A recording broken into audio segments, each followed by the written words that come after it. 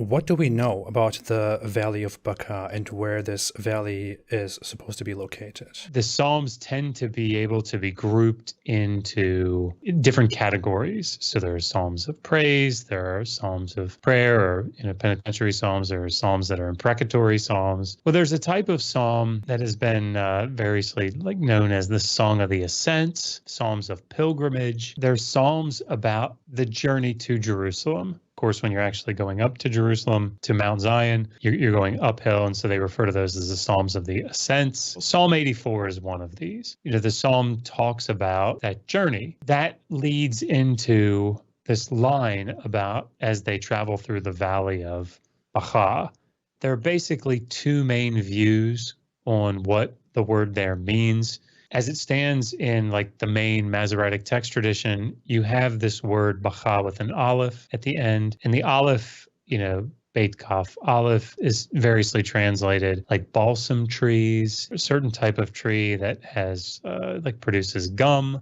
And I'm not an expert on, trees or anything like that. So then it's sort of okay, well, these types of trees tend to grow in dry areas or, sandy areas, more arid areas. And that would fit with the psalm because it's as the worshipers are making their pilgrimage through this dry area where these balsam trees are, springs are, coming up, and they're bringing the joy with them and enlivening the land. That's one, way that's been interpreted.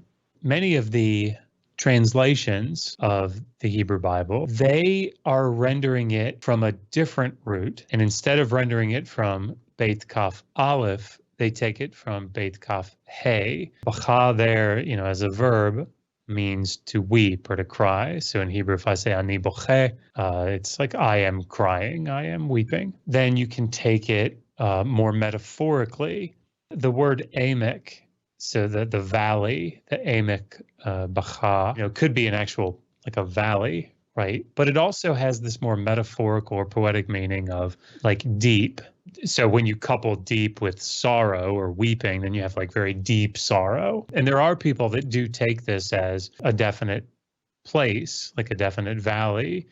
It's just we don't know where it would be specifically. In Psalm 84, we are talking about going to Zion. Certain apologists have brought up this idea that Zion in this psalm does not refer to Jerusalem or does not refer to Mount Zion or the heart of, the temple or the city or Israel in general, but it could mean something else. It could be referring to a different place of worship like Mecca, for example. Is that a reasonable suggestion that the Zion in this psalm could be referring to something else instead of Jerusalem?